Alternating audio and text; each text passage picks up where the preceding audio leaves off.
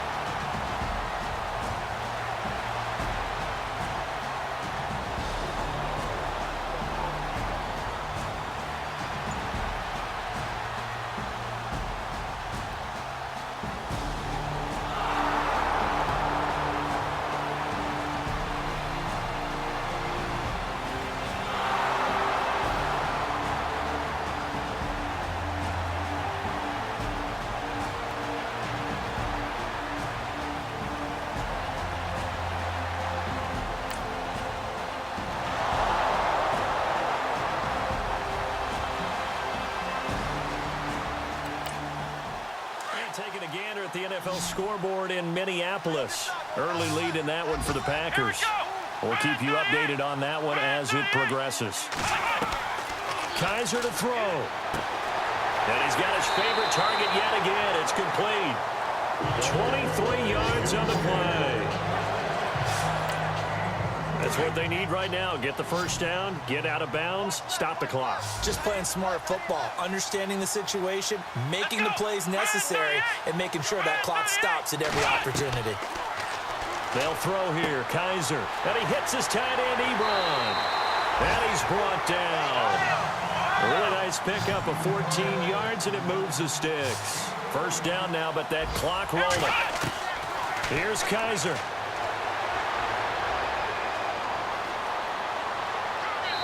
And that is incomplete. Marcus Wheaton was the one he was looking for. And that'll bring up second down. So he's unable to complete it there, and just not the game that you would expect from him. He's been off the mark really start to finish. It makes you wonder what exactly is going on. Is he a little bit dinged up here, or is he just off just by a bit? Maybe he can get it back in this situation. He'll need to. And he'll go down at the 28. They'll wind up getting 10 back as that sets him up for third down. Kaiser.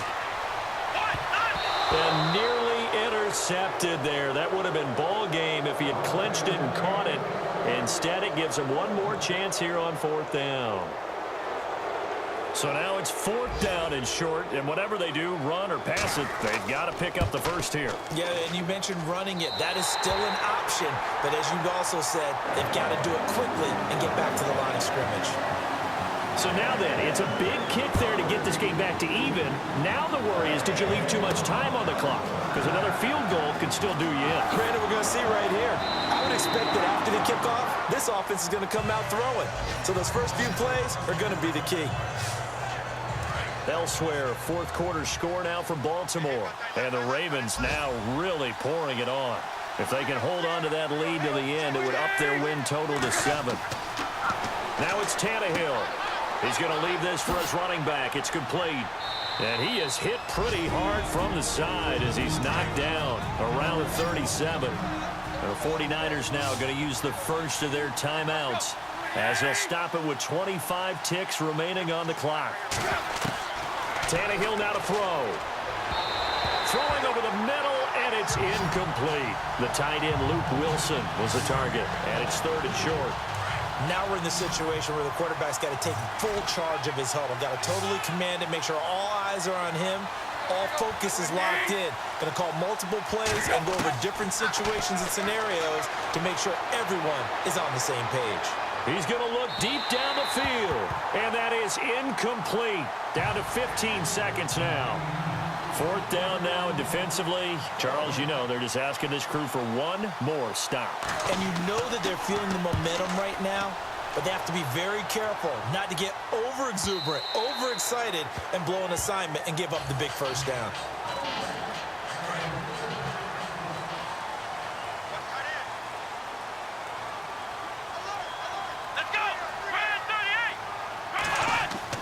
First down, a run with McFadden. And he finds some space past the 25 to the 27. 7 yards on the pickup there, and it'll leave him with a 2nd and 3. It's a little teaching moment here. Overtime rules. Remind us how this goes, partner. Okay, so in the past, we had sudden death. First team to score wins, but no longer. Now, if the team receives the ball, scores a touchdown, they win the game. If they kick a field goal, though, or don't score, the other team gets a possession. So we're right back where we started, all even as the kick's away. That'll be taken in the end zone. And he'll elect not to return this one, so they'll bring it out to the 25 on the touchback.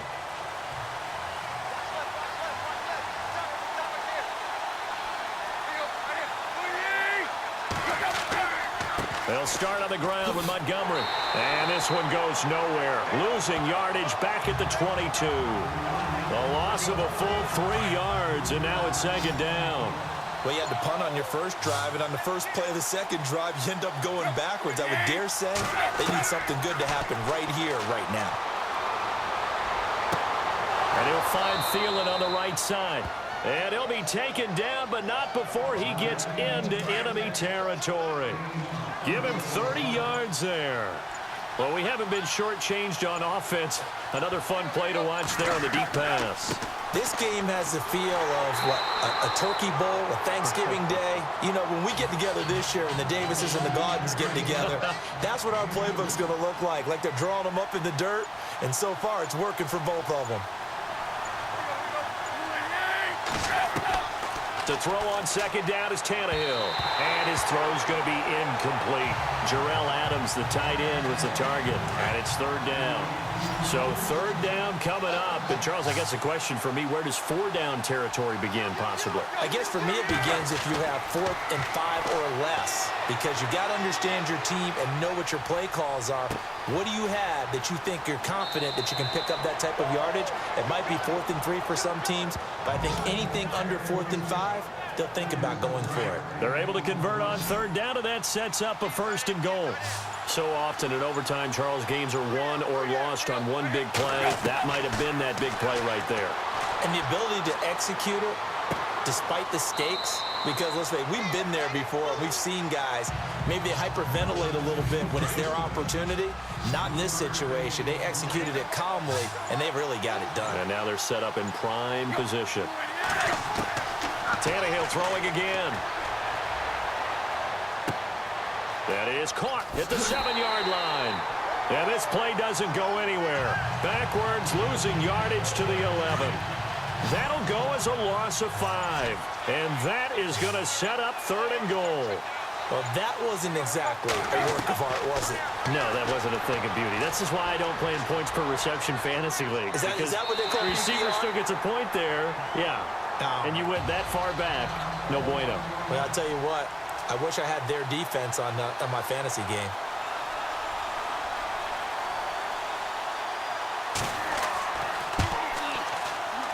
And the 11-year veteran bangs it through. And high fives for that one as that drive ends in 3. All right, so they're able to put 3 on the board here on the opening drive of OT, and now it'll be up to their defense to try and see this one out. So remember now, a field goal on this next drive would get us to sudden death. Any kind of turnover or turnover on downs would end the game, as would any touchdown. So this one's still very much up in the air.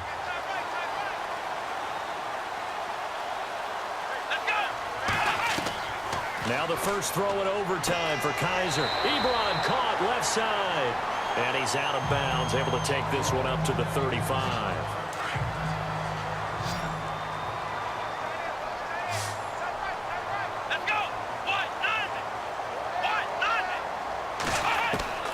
Now a second down throw for Kaiser. And he whips that one incomplete there. Eric Ebron, the big tight end, his intended target. And now it's third down. Well, not to get too overcritical there because he knows what he's doing, but his shoulders looked a little off kilter there when he threw that. I don't think you're being overly critical there. You're just analyzing it, and he gets those shoulders right. That pass will go from incomplete to complete. Now here's your ball game. Down 3 in overtime, but they're going for this thing on 4th down.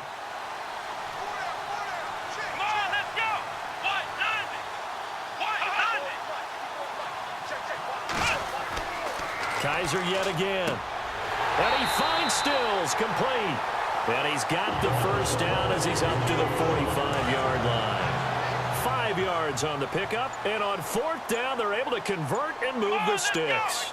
Some big-time drama as the game continues. They had to have that 4th down conversion. They made it work. And you and I have both seen play callers' play sheets, right? And a lot of them look like, menus at restaurants. They always have a special section for those plays when you absolutely have to have a first down, a touchdown, a big play. They went to that section right there and dialed that one up. And he'll be brought down at the 45-yard line. And after getting tackled, he's still down and looking very slow to get up. While the training staff takes a peek, we'll take a break. Here we go! Brad 38! Brad 38! A first down throw for Kaiser. And Stills over the middle. And he's going to get this inside the 30. And Call it a gain of 19, and it moves the chains. They hit that crossing route really well. Excellent timing, puts it right on him, and he keeps running. Yeah, turn it upfield for good yardage. To throw is Kaiser. To the right side to Eric Ebron. And down inside the 15, shy of the 10. Back-to-back nice gains. That one for 14 yards and another first. Charles, you get into these overtime situations, that's not a bad guy to dial into. Well, when you have to have plays, especially in a spot as you just described, we're in OT, you've got to go to the guys you can trust and you know are going to make the plays. And this will be caught. Touchdown. They needed overtime to get it done, but put this one in the win column. Partner, a great game that we got to see and making it extra special. Not only did I get 4 quarters with you in this one, I got some overtime, a little whipped cream on top. Look at you, trying to make this whole thing palatable. I just want you to pay for my meal later. You really just wanted 4 quarters, what you wanted. But how much fun was that? We had that type of a game where we got us to overtime, and then we get the dramatic ending to finish things off as well. What a game. So for the Redskins, they move a step closer to 500 as their record improves to 2-3. And they will hit the road next week for a date with the Philadelphia Eagles. Meanwhile, for the 49ers, they can't quite seem to turn things around as they fall into 2-4 now on the year. And they will get a home date next week as they will take on the Dallas Cowboys. That'll do it for us. I'm Brandon Gaudin alongside Charles Davis. Thanks to our entire crew as well. We'll talk to you next time. So long, everybody.